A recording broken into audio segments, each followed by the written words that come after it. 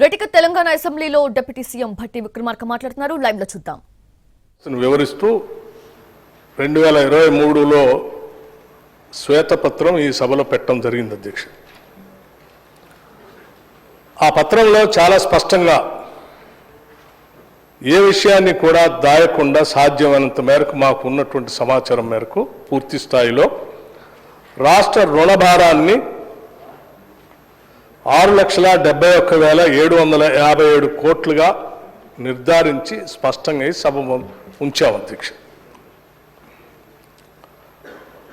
దాంట్లో రాష్ట్ర ప్రభుత్వం నేరుగా చేసినటువంటి మార్కెట్ రుణాలకు సంబంధించి 3,89,673 కోట్లకు సంబంధించి వివరించాము అధ్యక్ష. అట్లాగే ఎస్పీవీస్ కార్పొరేషన్లకు గ్యారంటీ ఇచ్చి ప్రభుత్వం చెల్లించే రుణాలకు సంబంధించిన సమాచారం కూడా 1,27,208 కోట్లుగా ఆ శ్వేతపత్రంలో పొందుపరిచాము అధ్యక్ష. ప్రభుత్వ గ్యారంటీతో కార్పొరేషన్ తీసుకున్న రుణాలు కార్పొరేషన్లే చెల్లించేవి అనేటువంటి అంశాన్ని కూడా స్పష్టంగా దాంట్లో పొందుపరిచి 95,462 కోట్లుగా వాటిని కూడా చూపించడం జరిగింది అధ్యక్ష. అట్లాగే గ్యారంటీ లేకుండా వివిధ కార్పొరేషన్లు తీసుకున్న రుణాలు 59,414 కోట్లుగా మొత్తంగా 6,71,757 కోట్లుగా ఆ శ్వేతపత్రంలో స్పష్టంగా చూపించడం జరిగింది అధ్యక్ష. అయితే గత సంవత్సరం ఈ రాష్ట్ర ప్రభుత్వం ఏం చేసింది అనేటువంటి అంశాలతో పాటు ఈ శ్వేతపత్రంలో మేము చూపించినటువంటి అప్పులు సక్రమంగా లేవు, సభను తప్పుదోవ పట్టించారు, ప్రజల్ని తప్పుదోవ పట్టించారు.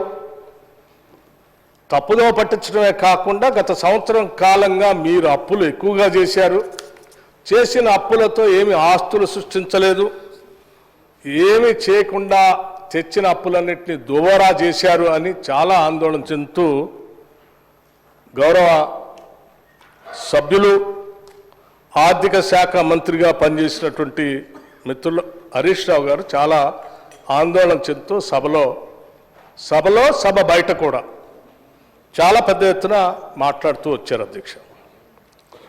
సో దీనికి సంబంధించి రాష్ట్ర ప్రజలకి మేము ఆనాడే ఏ రకంగా అయితే శ్వేతపత్రానికి సంబంధించినటువంటి సమాచారం ఇచ్చామో ఆ ఇచ్చినటువంటి సమాచారం తప్పని చెప్పి వారు కొన్ని ఆర్బీఐ సంబంధించిన రిపోర్టును తీసుకొని వచ్చి చూపిస్తూ ఉన్నారు. ప్రజలు కూడా నమ్మే ప్రమాదం ఉంది అధ్యక్ష. ఎందుకంటే ఉన్నది లేనట్టు లేనిది ఉన్నట్టుగా చూపించడం అనేది వారికి వెనతో పెట్టిన విద్య. అందుకే వాస్తవ విషయాలు రాష్ట్ర ప్రజలకు తెలియాలనేటువంటి ఆలోచనతోనే రాష్ట్ర రుణాలు స్వల్ప వ్యవధి చర్చ పైన మేము ఈ చర్చని రాష్ట్ర ప్రభుత్వమే ముందుకు వచ్చి ఈరోజు చర్చ మొదలుపెట్టింది అధ్యక్ష.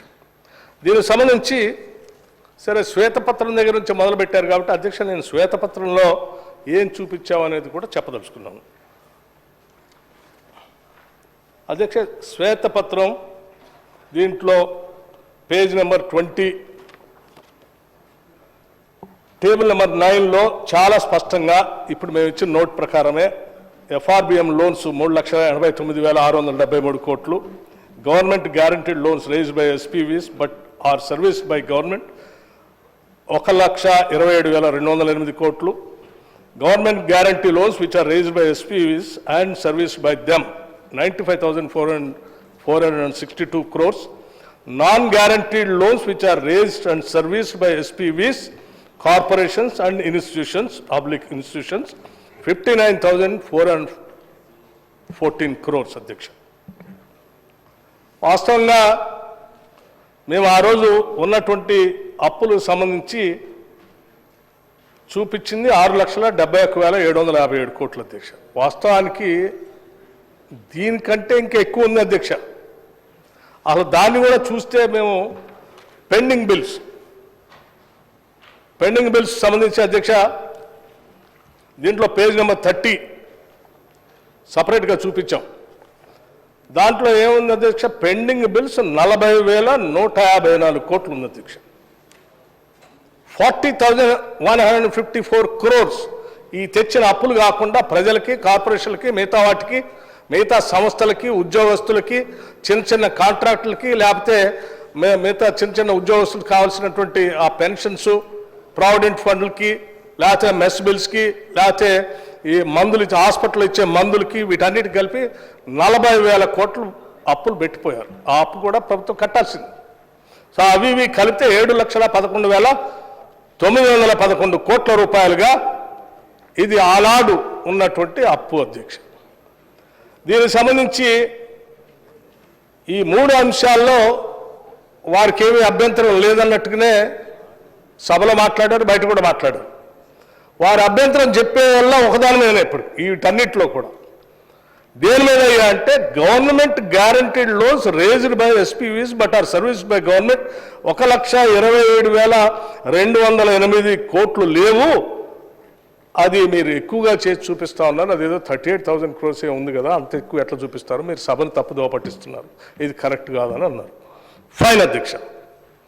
సరే, దాని గురించి కూడా సవివరంగా నేను సభకి, రాష్ట్ర ప్రజలకు వివరిస్తాను. దాంతోపాటు ఇంకో అంశం కూడా చెప్పారు అధ్యక్ష.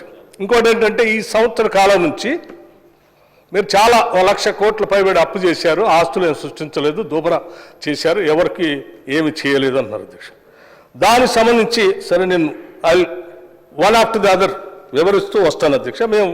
ముందుగా నేను సంవత్సర కాలం నుంచి మేము ఏం చేశామనేది మీ దృష్టికి తీసుకొని వస్తాను అధ్యక్ష. సంవత్సర కాలం నుంచి వారు చెప్పినట్టుగా మేము ఏ దాంట్లో ఎంత తీసుకున్నది అనేది చాలా స్పష్టంగా మీ దృష్టికి, సభ దృష్టికి తీసుకొని రాదలుచుకున్నాం. ఉదాహరణకు అధ్యక్ష, ఎఫ్ఆర్బిఎం లోన్స్ మేము తీసుకొచ్చింది 52,118 కోట్లు. మేము ప్రిన్సిపల్ అమౌంట్ కట్టింది 17,018 కోట్లు, ఇంట్రెస్ట్ కట్టింది 26,298 కోట్లు. ఒక్క నిమిషం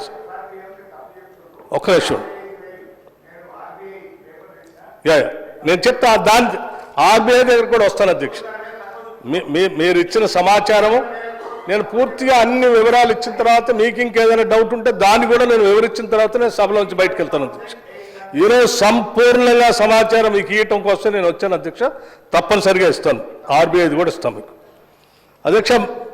43,317 కోట్లు మేము రీపేమెంట్ అప్పు కట్టినటువంటి వాస్తవం కేవలం ఎఫ్ఆర్బిఎం లోన్స్లో. అంటే దాదాపు దాంతోపాటు government guaranteed loans raised by SPVC are service by government, దీంట్లో 2,823 కోట్లు తీసుకొస్తే అధ్యక్ష ప్రిన్సిపల్ అమౌంట్ సంబంధించి 10,820 కోట్లు కట్టాము. కేవలం తీసుకొచ్చింది 2,823 మాత్రమే. అట్లాగే ఇంట్రెస్ట్ కట్టింది 9,658 కోట్లు. మొత్తంగా 20,479 కోట్లు కట్టాము అధ్యక్ష. తీసుకొచ్చిందేమో 2,823 కోట్లు అధ్యక్ష గ్యారంటీస్ ద్వారా. కట్టిందేమో 20,479 కోట్ల. అంటే అదనంగా 17,656 కోట్లు తీర్చాము. అట్లాగే అధ్యక్ష ఈ రెండు కలిపితే మేము అదనంగా 8,855 కోట్లు ఇప్పటివరకు అదనంగా అప్పు కాకుండా రాష్ట్ర ప్రభుత్వం నుంచి వచ్చిన ఆదాయం నుంచి కట్టింది అధ్యక్ష. లేకపోతే government guarantee loans which are raised by SPVC and service by them అధ్యక్ష తీసుకొచ్చింది వీళ్ళు గ్యారంటీస్ ద్వారా 40,203 కోట్లు అయితే కట్టింది రీపేమెంట్ చేసింది 41,118 కోట్లు అధ్యక్ష. అంటే అదనంగా రాష్ట్ర ప్రభుత్వం నుంచి ఇంకా కొంత యాడ్ చేసి 915 కోట్లు ఆడగట్టారు. అట్లాగే non guarantee loans which are paid by corporations అధ్యక్ష, వీళ్ళు గ్యారంటీస్ ద్వారా రేజ్ చేసుకున్న 11,103 కోట్లు అయితే కట్టింది 13,450 కోట్లు అధ్యక్ష క్లియర్ చేసింది. అంటే అదనంగా 2,347 కోట్లు అదనంగా సంవత్సర కాలంలో కార్పొరేషన్ ద్వారా క్లియర్ చేసింది.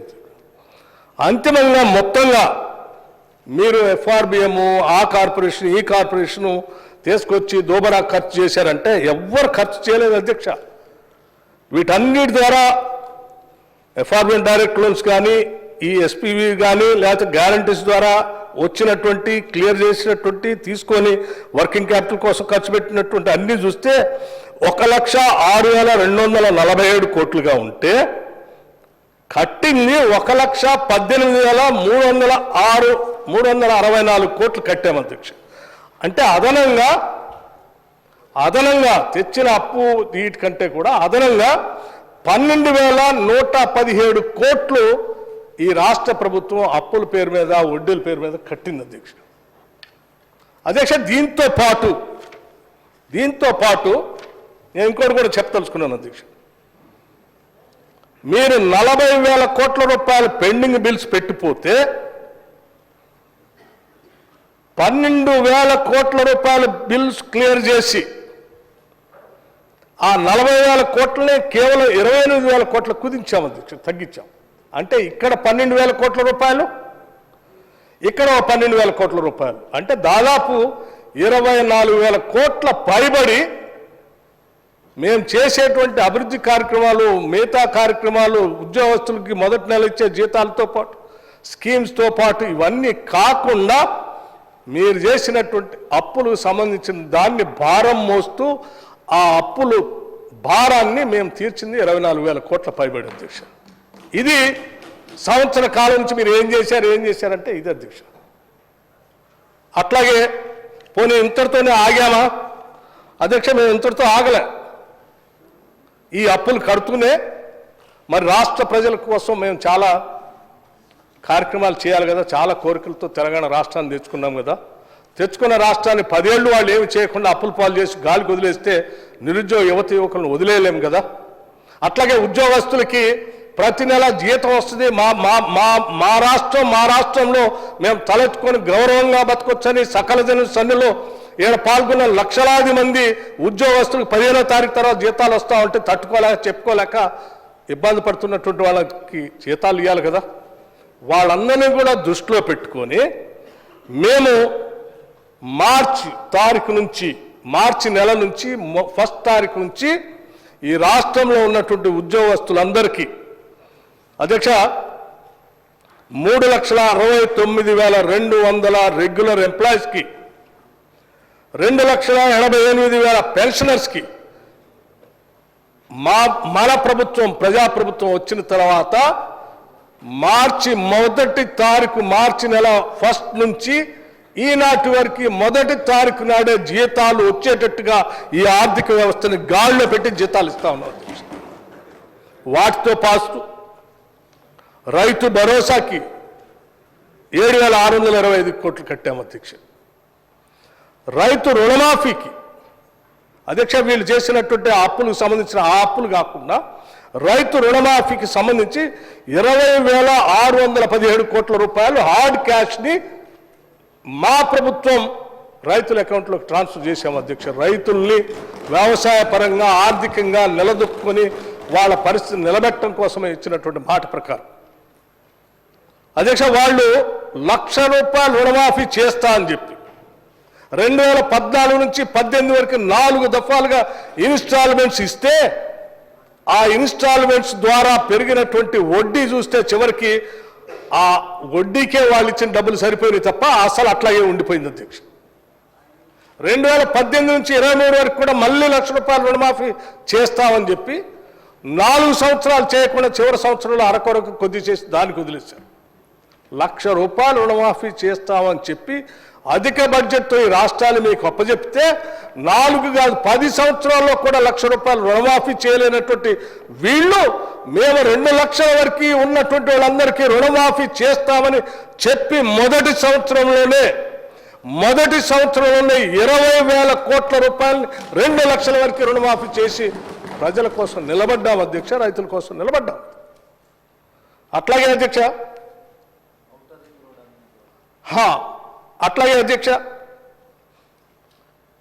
సరే అధ్యక్ష ఈ రుణమాఫీకి సంబంధించి మేమేమో ఈ చేసేటప్పుడు రాష్ట్ర ఆస్తుల్ని అమ్మలేదు అధ్యక్ష. హైదరాబాద్ ఇంటర్నేషనల్ ఎయిర్పోర్ట్లో లేకపోతే హైదరాబాద్ చుట్టూ ఉన్నటువంటి ఔటర్ రింగ్ రోడ్లో ఎవరికో లీజ్కి చేయలేదు అధ్యక్ష. లేకపోతే హైదరాబాద్ నగరాన్ని సగం పన్నులు మీరు వసూలు చేసుకోండి 30 ఏళ్ళు తర్వాత ఇప్పుడు అదేదో మాకు కట్టండి అని ఎవరికి ఇవ్వలేదు అధ్యక్ష. వాళ్ళలా అవేమీ చేయకుండానే మేము ఇవన్నీ చేసుకుంటూ ముందుకు పోతున్నాం. చేయూతకే 11,382 కోట్ల రూపాయలు ఇచ్చాము అధ్యక్ష. రాజీవ్ ఆరోగ్యశ్రీకి సంబంధించి వాళ్ళు చాలా పెండింగ్ పెట్టిపోతే 890 కోట్ల రూపాయలు బిల్లులు క్లియర్ చేసుకుంటూ వచ్చాము అధ్యక్ష.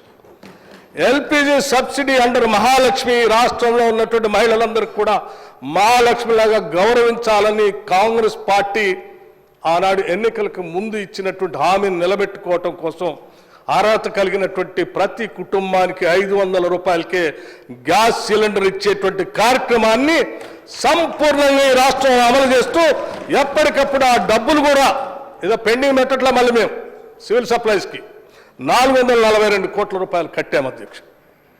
అట్లాగే గృహజ్యోతి అధ్యక్ష, ఈ రాష్ట్రంలో ఉన్నటువంటి పేదవాళ్ళందరికీ కూడా 200 యూనిట్ లోపలనే వాడుకునేటువంటి వాళ్ళందరికీ ఉచితంగా కరెంట్ ఇస్తామని ఆనాడు కాంగ్రెస్ పార్టీగా మేము ఇచ్చినటువంటి హామీని నిలబెట్టుకోవటం కోసం మార్చి నెల నుంచే ఈ రాష్ట్రంలో ఎంతమంది అర్హులు అనేటువంటి వాళ్ళు ఉన్నారో 200 యూనిట్ లోపల కరెంటును వాడుకుంటున్నారు వాళ్ళందరికీ ఈరోజు ఉచితంగా కరెంట్ ఇస్తున్నాం అధ్యక్ష. 0 బిల్లు ఇస్తా ఉన్నాం. దానికి సంబంధించి కూడా ప్రతి నెల డబ్బులు కట్టుకుంటూ క్లియర్ చేసుకుంటూ పోతున్నాం. పెండింగ్ పెట్టలేదు అధ్యక్ష. మేము అప్పు పెట్టలే వాళ్ళకి డిస్కమ్లకి. మేము 1,234 కోట్లు ప్రభుత్వం నుంచి ప్రతి నెల కడుతూనే ఉన్నాం అధ్యక్ష.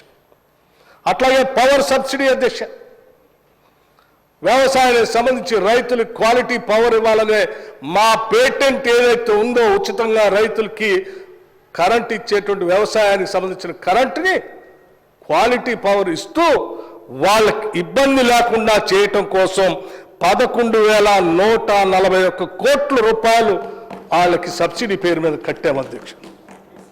దీనికి సంబంధించిన డబ్బుల్ని ప్రతి నెల మళ్ళీ బకాయిలు పెట్టట్లేదు అధ్యక్ష. ప్రతి నెల వాళ్ళకి డబ్బులు కట్టుకుంటూ వచ్చాము అధ్యక్ష. మీరు ఎంత బకాయి పెట్టారో నేను చెప్తాను అధ్యక్ష. అధ్యక్ష మీరు ఎంత బకాయి పెట్టారో కూడా అధ్యక్ష. ఇన్సూరెన్స్ టు ఫార్మర్స్, రైతుల గురించి చాలా గొప్పగా చెప్తా ఉంటారు అధ్యక్ష. మాది రైతు ప్రభుత్వాన్ని. వారు వచ్చిన దగ్గర నుంచి ఇన్సూరెన్స్ బంద్ చేశారు, పంట నష్టపరిహారం బంద్ చేశారు, అట్లాగే డ్రిప్ ఇరిగేషన్ బంద్ చేశారు, పాలీ హౌజులు బంద్ చేశారు, మెకనైజేషన్ ఆఫ్ అగ్రికల్చర్ బంద్ చేశారు అధ్యక్ష. మొత్తాన్ని అన్నింటినీ ఎత్తేసి గాలికి వదిలేస్తే మేము రాగానే రైతులకు ఇన్సూరెన్స్ ఉండాలని చెప్పి మా ముఖ్యమంత్రి రేవంత్ రెడ్డి గారు రైతు సంబంధించిన వ్యవసాయ శాఖ వాళ్ళందరినీ పిలిచి కూర్చోబెట్టి ఇన్సూరెన్స్ కట్టాల్సిందే అని చెప్పి మా అందరికి చెప్తే మేము రూపాయి పోగేసి 1,514 కోట్ల రూపాయలు రైతుల కోసం ఇన్సూరెన్స్ ప్రీమియం మేము కట్టాము అధ్యక్ష. వదిలేశారు వాళ్ళు గాలికి. అట్లాగే అధ్యక్ష రైస్ సబ్సిడీ అధ్యక్ష ఎక్కడా ₹1 పెండింగ్ పెట్టలేదు. 1,647 కోట్ల రూపాయలు రైస్ సబ్సిడీకి సంబంధించి బిల్స్ క్లియర్ చేసుకుంటూ వచ్చాం. ప్రతి నెల సబ్సిడీకి సంబంధించి డబ్బులు ఇచ్చుకుంటూ పోతా ఉన్నాం. అట్లాగే అధ్యక్ష ఇంకా నిన్న చాలా మాట్లాడారు అధ్యక్ష స్కాలర్షిప్స్ గురించి, డైట్స్ గురించి. అధ్యక్ష డైట్ బిల్స్ గురించి నేను కూడా చెప్పాలి. 10 ఏళ్ళు అధ్యక్ష ఈ రాష్ట్రంలో ఏ పని చేసినా పెరిగిన ధరలకు అనుగుణంగా ధరలు పెంచుకుంటూ వాళ్ళకి బిల్లులు ఇచ్చేటువంటి సాంప్రదాయం ఉన్నటువంటి ప్రభుత్వంలో మరి 10 ఏళ్ళు హాస్టల్స్, రెసిడెన్షియల్ స్కూల్స్లో, లేకపోతే హాస్టల్స్లో, లేకపోతే హాస్పిటల్స్లో, లేకపోతే జైల్లో ఉన్నటువంటి వాళ్ళకు కూడా పెట్టేటువంటి భోజనానికి సంబంధించి 10 ఏళ్ళు వీళ్ళు పెరిగిన ధరలకు అనుగుణంగా రూపాయి కూడా పెంచలేదు అధ్యక్ష. పెంచకపోవటం వల్ల వాళ్ళకి సప్లై చేసేటువంటి వాళ్ళు కూరగాయలు, పాలు, గుడ్డు, బియ్యం, ఇతరత్ర సామాగ్రి అధ్యక్ష ఆ సప్లై చేసే ధరలకు అనుగుణంగా ఇచ్చే బిల్లు లేకపోవటం వల్ల చివరికి ముక్కిపోయినాయో, మురిగిపోయినాయో, తాలో తడక ఏరు తీసుకొచ్చి ఇస్తా ఉంటే అయ్యే వండి పెడతా ఉంటే చాలా చోట్ల అనారోగ్యానికి గురై పిల్లలు బాధపడతా ఉంటే కూడా వీళ్ళకి కనికరం కలగలేదు అధ్యక్ష, పెంచలేదు. మేము వచ్చిన తర్వాత ముఖ్యమంత్రి గారు యావత్ మంత్రి మండలి అంతా కలిసి కూర్చొని ఆలోచన చేశారు. ఈ బిడ్డల భవిష్యత్తే ఈ రాష్ట్ర భవిష్యత్తు. వీళ్ళ భవిష్యత్తు బాగుండాలని చెప్పి ఆరోగ్యకరంగా న్యూట్రిషన్గా ఎదగాలంటే వాళ్ళ డైట్ ఛార్జెస్ పెంచాలని ఒకటేసారి 40% డైట్ ఛార్జెస్ పెంచింది ఈ ప్రభుత్వం అధ్యక్షుడు. కాస్మెటిక్ ఛార్జెస్ 200% పెంచింది అధ్యక్షుడు. ఇది మాకు ఈ రాష్ట్ర బిడ్డలపై ఉన్నటువంటి మమకారం, బాధ్యత. ఆ బాధ్యతను మేము నెరవేర్చుకుంటూ పోతా ఉంటే వీళ్ళు తగుదనమ్మా అని రెసిడెన్షియల్ స్కూల్స్ పోయి ఆ స్కూల్ బిల్డింగ్స్ కట్టలేదు, వాళ్ళ పెట్టే భోజనానికి సంబంధించిన డబ్బులు పెంచలేదు. మళ్ళీ ఇప్పుడంట తగుదనమ్మ ఆడిపోయి వాళ్ళ కోసం ఏదో పోరాటం చేస్తున్నాం, వాళ్ళ కోసం ఉద్యమిస్తున్నాం, వాళ్ళ కోసం బతుకుతున్నాం అని చెప్తా ఉన్నారు. ఎట్లా అధ్యక్ష ఇది? అధ్యక్ష, మేము కేవలం డైట్ బిల్స్ పెంచడమే కాదు, ఈ రెసిడెన్షియల్ స్కూల్స్ సంబంధించినటువంటి ఇన్ఫ్రాస్ట్రక్చర్ కూడా, హాస్టల్ బిల్డింగ్స్ అన్నీ కూడా ఒకటే తరగతుల్లో, అక్కడే భోజనం, అక్కడే పాఠాలు, అక్కడే పడుకోవటం. ఈ ఇబ్బంది ఏందని ఆలోచన చేసి మొత్తం మంత్రిమండలంతా కూర్చొని అసలు భారతదేశం మనకెళ్ళి చూడాలనేటువంటి ఆలోచన ఉండే విధంగా గొప్పగా గర్వంగా ఉండేటట్టుగా యంగ్ ఇండియా ఇంటిగ్రేటెడ్ రెసిడెన్షియల్ స్కూల్స్ని ఈరోజు రాష్ట్ర ప్రభుత్వం డిజైన్ చేసి ముందుకు పోతుంది. అన్ని శాసనసభ నియోజకవర్గాల్లో శాంక్షన్ చేసి ముందుకు పోతుంది. అధ్యక్ష, ఇది ఇంటర్నేషనల్ స్టాండర్డ్స్లో ఉండేటువంటి అద్భుతమైనటువంటి రెసిడెన్షియల్ స్కూల్స్. అధ్యక్ష, అది ఈ రాష్ట్ర ప్రభుత్వానికి ఉన్నటువంటి కమిట్మెంట్. అట్లాగే అధ్యక్ష, ఆర్టీసీ సంబంధించి మహాలక్ష్మి పేరు మీద రాష్ట్రంలో ఉన్నటువంటి మహిళలందరినీ మహాలక్ష్మిగా మేము గౌరవిస్తున్నాం, పూజిస్తున్నాం. అది మన సాంప్రదాయం కూడా. అందుకోసం వాళ్ళ కోసం మేము ఒక పథకాన్ని ఈ రాష్ట్రంలో ఏ మూల నుంచి ఎక్కడికి ప్రయాణం చేసినా ఆర్టీసీ బస్సులో ఉచితంగా ప్రయాణం చేయటం కోసం ఒక పథకాన్ని మేము అనౌన్స్ చేశాం. రాగానే ఆలస్యం అవుతుందేమో అని చెప్పి అసెంబ్లీలో ప్రమాణ స్వీకారం చేసిన అరగంటలోనే బయటికి పోతే ఆలస్యం అవుతుందనే బస్సులను కూడా ఇదే అసెంబ్లీకి తెప్పించుకొని ఇక్కడ నుంచే ఆర్టీసీ మహాలక్ష్మి పథకాన్ని ప్రారంభం చేసి దానికోసం 1375 కోట్ల రూపాయలు చెల్లించాము ఆర్టీసీ.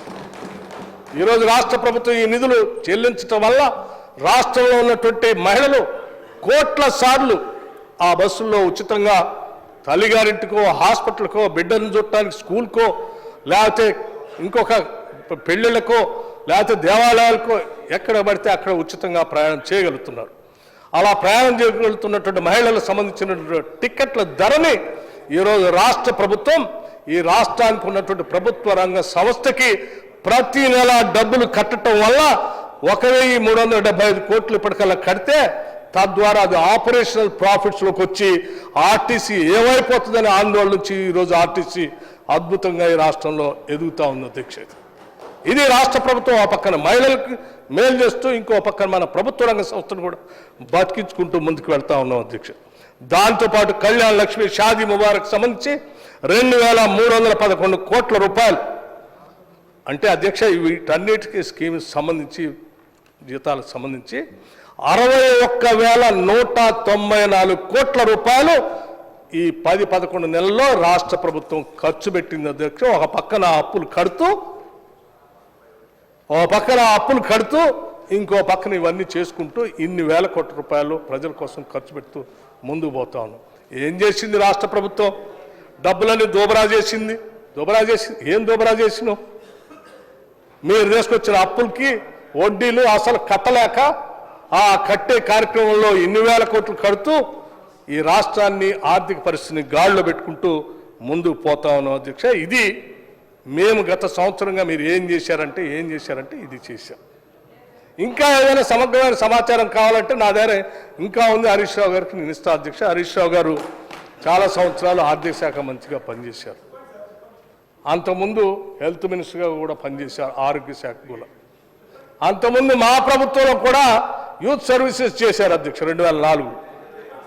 సో వారికి అనుభవం ఉంది అధ్యక్ష. ఒకవేళ ఏదో అనుభవం లేనటువంటి మంత్రి గారు మాట్లాడారన్నా, గౌరవ సభ్యులు మాట్లాడారన్నా నేను అర్థం చేసుకోవద్దు అధ్యక్ష. మరి హరీష్ రావు గారు అంత అనుభవం ఉన్నటువంటి వారు ఆర్బీఐ ఇచ్చినటువంటి రిపోర్ట్ను తీసుకొని వచ్చి ఈ రిపోర్ట్ను చూపిస్తూ మీరు సభను తప్పుదోవ పట్టిస్తున్నారని మాట్లాడుతూ ఉన్నారు. I'm coming to that point only అధ్యక్ష. ఏం చేసామో చెప్పాము.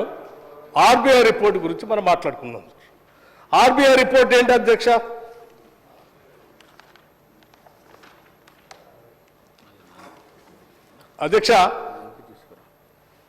ఆర్బీఐ రిపోర్ట్ ఈ పుస్తకంలోదే ఒక కాగితం తీసుకొని వచ్చి వారు చూపిస్తూ ఉన్నారు. అధ్యక్ష, hand book of statistics in Indian states 2023-24. అధ్యక్ష, ఇందులో గ్యారంటీస్ సంబంధించినటువంటి కాలం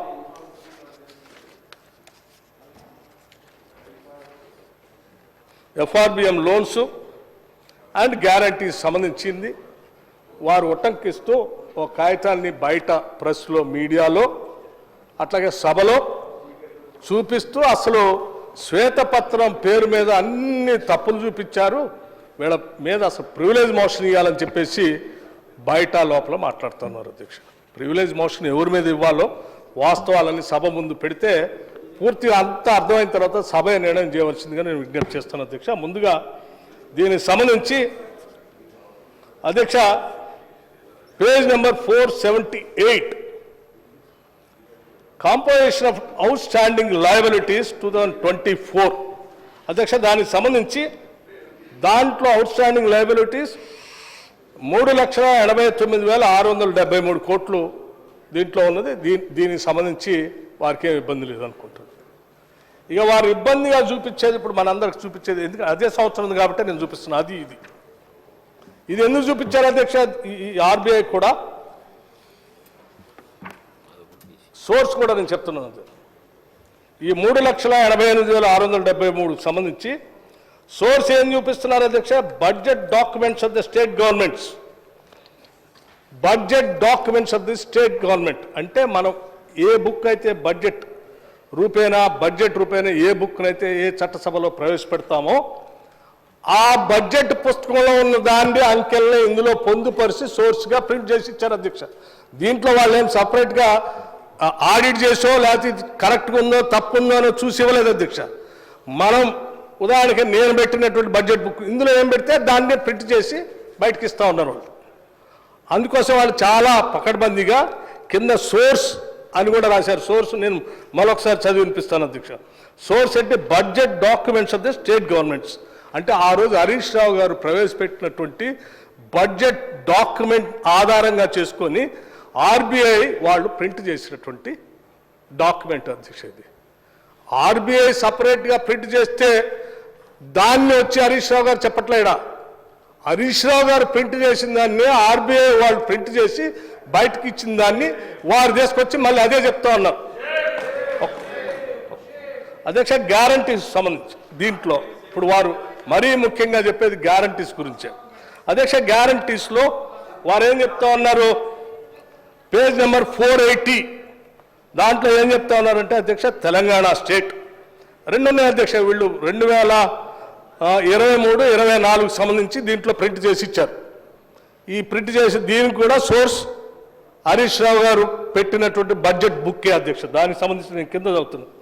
కింద పేజ్లో లాస్ట్లో సోర్స్ అని ప్రింట్ చేస్తారు అధ్యక్ష. దాంట్లో budget estimates source state finances A study of budgets reserve bank of India various issues అంటే మీరు పెట్టినటువంటి మీరు అట్లాగే మీతో పాటు దేశంలో అన్ని రాష్ట్రాల్లో ఆయా ఆర్థిక శాఖ మంత్రులు పెట్టినటువంటి బుక్కుల్లో ప్రింట్ చేసిన లెక్కల్ని ఆధారంగా ప్రింట్ చేసి ఇచ్చేటువంటి బుక్ అధ్యక్ష. ఇది దాంట్లో ఏం చూపిస్తున్నారు అధ్యక్ష? 2022 వరకు తెలంగాణ సంబంధించి అధ్యక్ష ఇదేంటది? State wise outstanding guarantees of state governments. ఇప్పుడు హరీష్ రావు గారి ఆవేదన అంతా ఇదే, ఆందోళన కూడా ఇదే. రాష్ట్రం అన్యాయపోతుంది, తప్పు చూపిస్తున్నారు అనే దాని మీదనే ఆందోళన చెందుతున్నారు. వారి ఆందోళన దీంట్లోనే ఉంది అధ్యక్ష. దీంట్లో ఏంటి?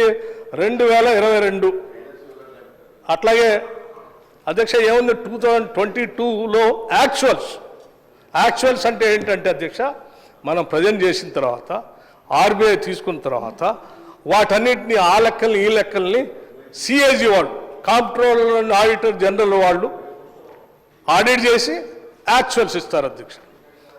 వీరు ప్రవేశపెట్టిన దానికంటే ముందు సంవత్సరం యాక్చువల్స్ అధ్యక్ష ఇదే గ్యారంటీస్ సంబంధించి ఈ బుక్లో 1,35,282 కోట్ల రూపాయలు ఉంది అధ్యక్ష.